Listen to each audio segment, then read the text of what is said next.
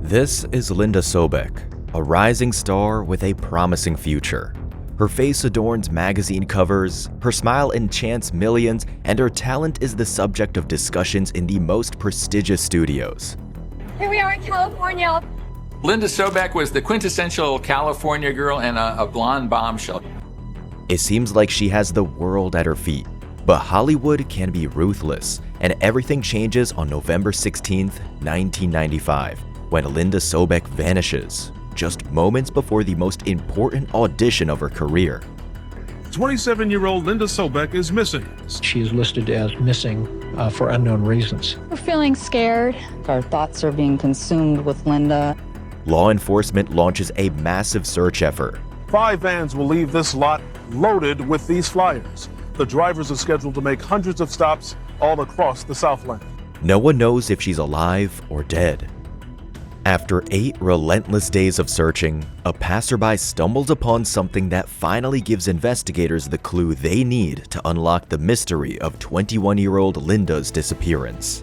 Los Angeles Police Department responded to the scene of a shooting. We believe it was an attempt suicide. We believe that it is related to the missing persons case that we are investigating, and one of the individuals is a possible suspect. Linda Sobec grew up in Lakewood, California, in a humble, working-class community. Her parents were just very solid Americans who did their jobs and raised their kids well. As a teenager, Linda was shy and a little clumsy. Hoping to build her confidence and help her become more polished, her mother insisted she join a modeling agency. When Linda was young, she didn't have a lot of natural grace. But she found her confidence in front of the camera, and what she lacked in natural ability, she more than made up for in drive. While still in high school, Linda began entering beauty pageants and modeling for up-and-coming photographers. Then, in 1989, at just 21 years old, she earned a spot on the Los Angeles Raiders cheerleading squad. That achievement launched her straight into the heart of Los Angeles' glamorous social scene. Exclusive parties, high-profile events, and the city's elite nightlife.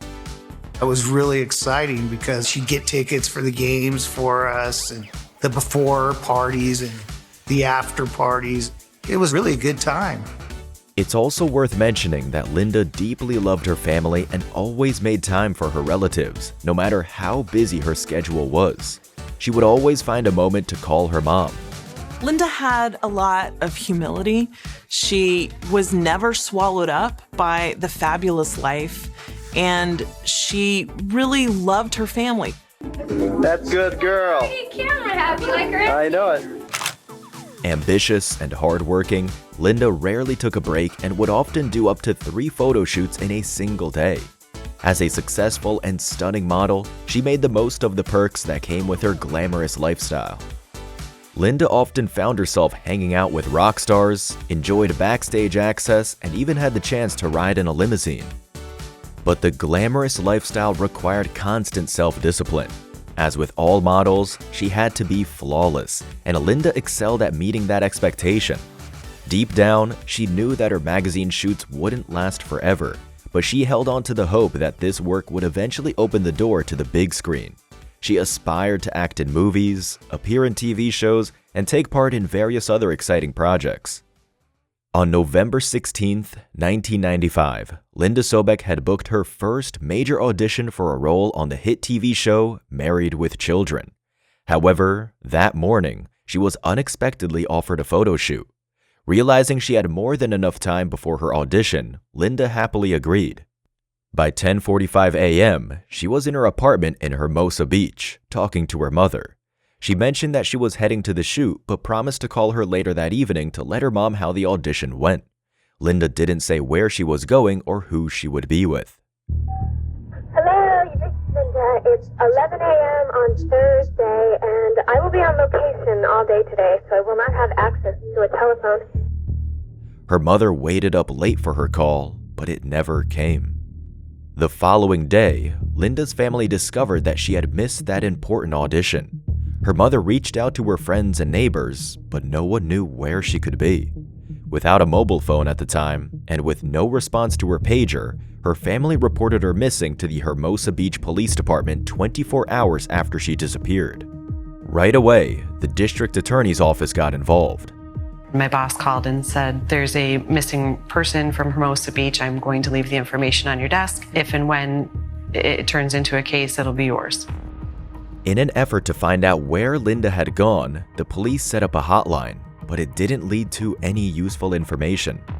The case became more complicated because Linda was a well-known model, which meant she could have easily become a target for anyone with bad intentions. It's impossible to be completely certain of one's safety during photo shoots, and back then, just like now, there are many psychopaths and unstable individuals who often stalk models and make their lives a living nightmare. Searching for Linda Sobec in a city of 3.5 million people seemed like an impossible task, but her family and friends threw all their resources into the search. The first steps that Linda's family took when they realized that she was missing was to make a flyer of a missing person and offer a reward. And they distributed so many, the flyers, I believe it was over 50,000. They combed through downtown Los Angeles, hoping to find her car, as that's where her photo shoots typically took place. Yet, neither Linda nor her white Nissan sedan could be found anywhere. The only thing her family knew for certain was that she had gone to a last-minute photo shoot offer. Linda worked with various photographers across Southern California, making it nearly impossible to narrow down where she might have gone. It was like trying to find a needle in a haystack. Linda Sobec shared an apartment in Hermosa Beach with 3 other models, but none of them had seen her since she left early that morning for a mysterious photo shoot. Her roommates told the police she was a regular at the gym, sometimes even going twice a day, so she could have been spotted there. Detectives checked the gym, but no one had seen her in the past few days. Her family and friends gave the police a list of Linda's favorite restaurants and shopping spots, but that didn't lead anywhere. The investigation then turned to Linda's personal life. It was no surprise that she didn't lack attention from men and had been in relationships with a few fairly well-known individuals. She dated Lorenzo Lamas, who was a heartthrob in the early 90s, and at that time had a television show, Renegade. Linda had these famous boyfriends to go along with her fabulous life, but that wasn't what she truly wanted. What she was really searching for was a genuine love, someone to build a family with and have children. However, at that point in her life, each relationship seemed to leave her heartbroken. In this world of modeling and high fashion, it would be easy to battle a lot of insecurities that could make a woman vulnerable to abusive and even dangerous men. One of these relationships was with a bodybuilder, and Linda often complained about how strict and demanding he was with her. When detectives found him, he was quick to offer his help and showed a willingness to assist in the search for Linda. All of us that were involved in the investigation were sort of frustrated that no one did jump out at us, that there was no reason, no motive, no recent connection between Linda and any of those people.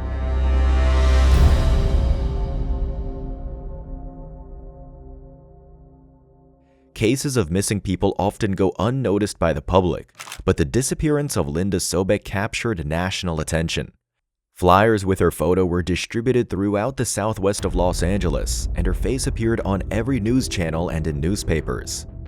5 vans will leave this lot loaded with these flyers. The drivers are scheduled to make hundreds of stops all across the Southland. Her family and the authorities hoped that the media coverage would help them find any leads. In those early stages, we were not sure if she was dead or alive, and we're hoping that there was still a chance that we may be able to find her alive. The publicity quickly paid off when the police received an unexpected call. A man reported finding something unusual in Angeles National Forest, more than 35 miles from Linda's home. A guy who actually had some community service work to do was emptying garbage cans in the Angeles National Forest, and he found pictures of an attractive woman. He was impressed by her beauty, took a few photos, and put them in his backpack. The man had no idea how significant his discovery was until 3 days later when he saw Linda's face on the evening news. Linda Sobec is 5'4", 105 pounds with picture-perfect blonde hair and blue eyes. Following the call from the man who discovered the photos, investigators quickly went to the location he had pointed out. In a trash bin, they had found a pile of new evidence. Along with additional photos of Linda, they also uncovered her journal and a lease agreement for a Lexus SUV. This document was crucial because, at that time, the SUV was still a prototype and only 2 existed in the city. This lead proved to be the most promising one they had found so far. It's an excellent lead, one of the better leads that we do have.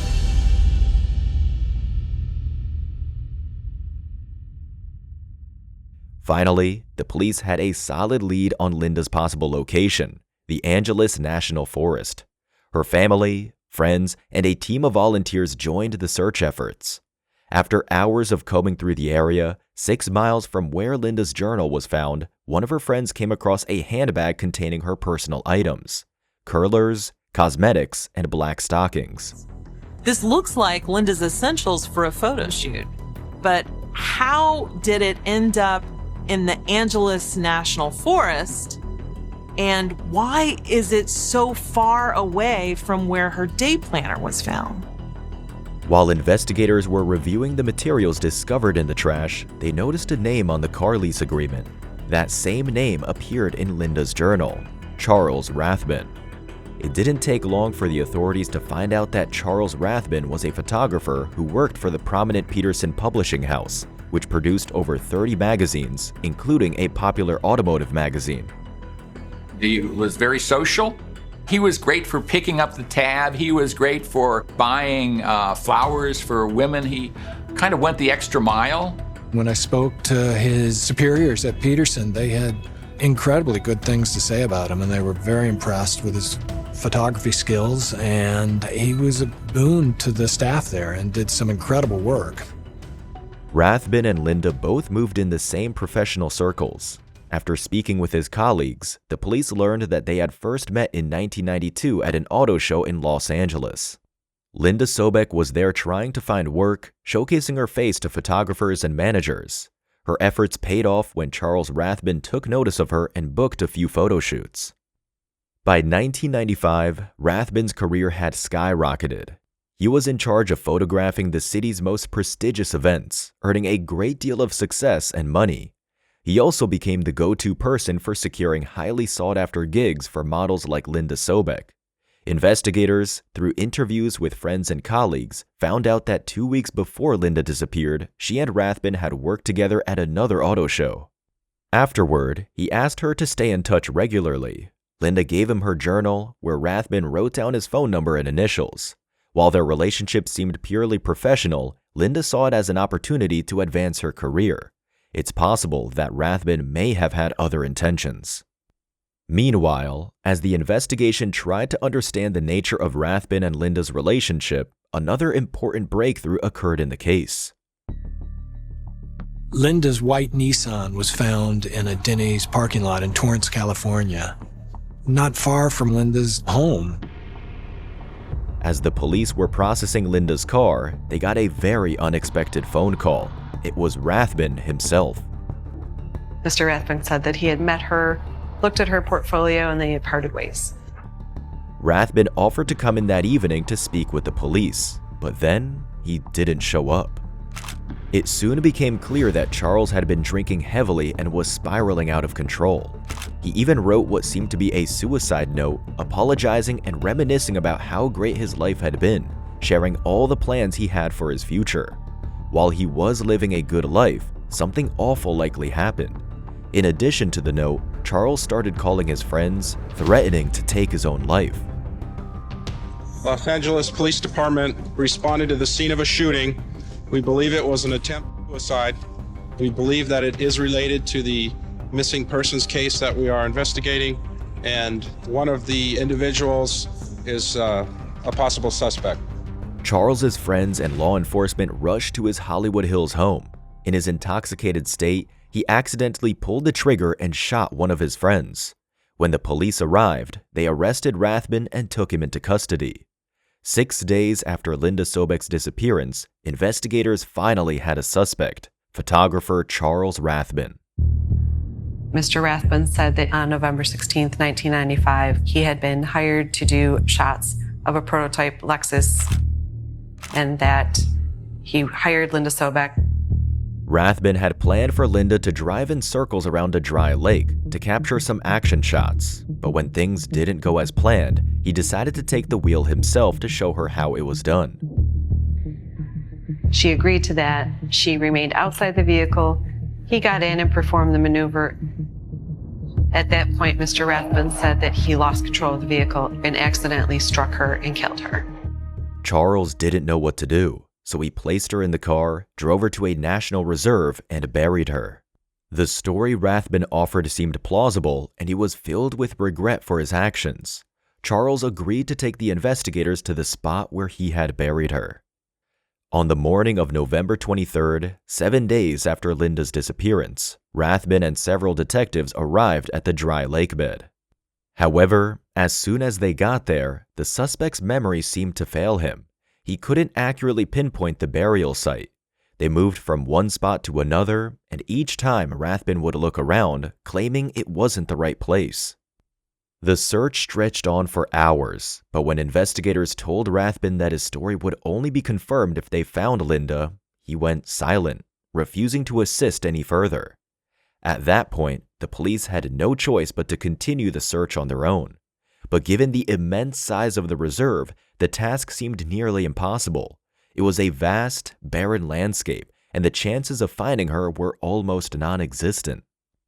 Linda Sobec's father spent his Thanksgiving Day wandering the Angeles National Forest. He doesn't know where to look for his daughter, but just being here helps his pain. As law enforcement continued their thorough search, new revelations emerged about the story Rathbun had shared. It became clear that he wasn't the perfect professional he had made himself out to be. One minute he'd be doing incredible work, and the next minute he'd be throwing chairs around the office. As the police dug deeper, they discovered a disturbing pattern of behavior. Rathbun had a reputation for frequently making inappropriate advances toward models. Like Linda, model Angelica Storm had also modeled for Charles Rathbun on a photo shoot. I had driven out to the set. Charles Rathbun was in the back of the grip truck. And he's a big looming man. And he was sitting on a case, and I noticed immediately, I said, that guy's creepy. There's something not right. He gave me a stare. Rathbun often stared at Angelica for long periods, unable to take his eyes off her, which made her feel uncomfortable. Eventually, they found themselves alone, and he literally attacked her. Fortunately, by sheer luck, Angelica managed to escape. I told everyone that would listen, he's dangerous. And at that time, everyone, oh, no, he's not, he's just a guy being a guy. Following the new developments, the detectives secured a search warrant for Rathbun's apartment. During the search, they found several guns and computers. On one of the computers, they uncovered numerous text files filled with degrading jokes about women, especially blondes. When the police began questioning Rathbun about the findings, his behavior grew increasingly erratic. During the interrogation, Charles attempted suicide for a second time. After the incident, his lawyer visited him, and Rathbun agreed to cooperate, offering to help locate Linda's body.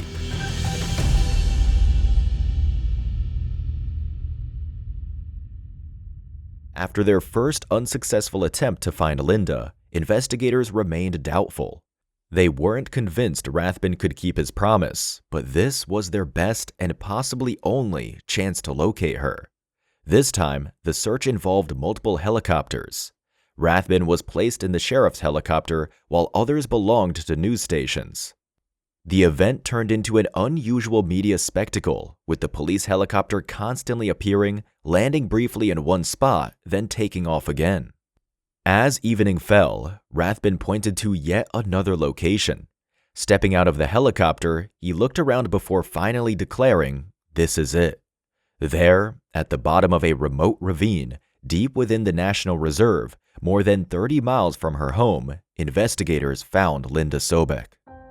Till the day that they actually found Linda's body, I just thought that she could be somewhere. Linda's family was so devastated by grief that they couldn't bring themselves to go to the morgue to identify her after her body was discovered. The guy that positively ID'd her was one of our neighbors because my mom and dad didn't want to have to do it, and there was no way I was going to do it. So, in fact, I never even wanted to see her after she passed. I couldn't handle, seeing her that way. Although Linda Sobec had been buried for more than a week, her body remained surprisingly well preserved, making it easier for investigators to determine what had happened to her. It became evident that Rathbun had lied about the cause of Linda's death. There were no signs of a car accident. She had been strangled. Tiny hemorrhages in her eyes indicated asphyxiation. The autopsy uncovered another critical detail. Linda had been assayed before her death. However, Rathbun's lawyers insisted that investigators were misinterpreting the evidence found on her body. They argued that Linda was far from the saint people naively believed her to be. Toxicology reports revealed that her blood alcohol levels were nearly twice the legal limit. Rathbun claimed he had offered her tequila and she drank more than expected, then kept drinking until she was heavily intoxicated and began making advances toward him. Well, he said she suddenly was turned on by the photo shoot they were doing and kind of teased him, and then they engaged in consensual sex. After their encounter, they continued the photo shoot, but later, Rathbun claimed he accidentally hit Linda with his car. He said he tried to help her into the vehicle to take her to the hospital, but she became hysterical, screaming, blaming him for ruining an important audition, and violently kicking the interior, seemingly trying to break something. She then said, "All right, I'm going to get even with you," and began kicking at the vehicle in order to damage the vehicle. And his response was to climb on top of her to try to contain her. And during that struggle, he noticed that she was not breathing anymore. Some evidence appeared to align with his story. Linda had suffered compression injuries to her neck and chest. She was intoxicated at the time of her death, and dents were discovered inside the Lexus. Rathbun had an explanation for everything, but police felt they had a slam-dunk case.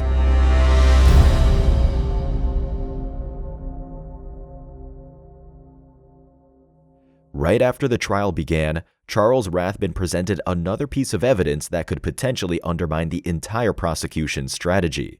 His brother had found 5 rolls of film in the Angeles National Forest, and according to the defendant, the photos on them had been taken during his last photo shoot with Linda. Rathbun claimed that these pictures had only supported his version of events. However, when the prosecutors had examined them more closely, they had noticed that Linda had appeared visibly uncomfortable in the photos. It was clear that she didn't seem very happy to be there and appeared to be posing under force. Additionally, the police noticed a familiar item of clothing, tights, which Linda had been wearing in those photos. Later, these tights were found in her bag. In the lab, specialists discovered traces of blood on them. One of the rolls of film contained photos of a woman posed provocatively. According to the defendant, he had taken these photos in the backseat of his Lexus after they had been intimate. The defense tried to portray Linda Sobec as a model willing to do anything to advance her career. They presented her as a completely immoral young woman. However, the investigators were suspicious of these explicit photos. Something was clearly wrong with them, so they carefully examined the images and discovered that the vehicle was not a Lexus. A photo expert, after studying the materials, concluded that the girls in the pictures were entirely different from Linda, meaning the photos had not been taken in a Lexus at all. And, in fact, the woman in the photos wasn't Linda at all. These photos were supposed to form the core of the defense's argument, but their efforts completely backfired.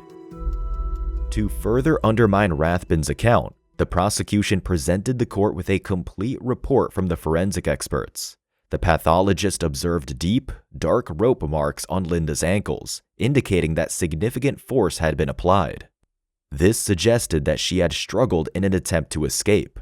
Additionally, there were bruises on her thighs, and one of her earrings had been ripped from her ear. It was really heinous stuff that this I don't even want to talk about what kind of person. could do this. The jury quickly reached their verdict, declaring Charles Rathbun guilty of the intentional assault and sentencing him to life in prison without the possibility of parole. When the verdict was read, Linda's family finally exhaled in relief. For the Sobec family, the verdict brought closure, but nothing could ever fill the void left by the loss of Linda.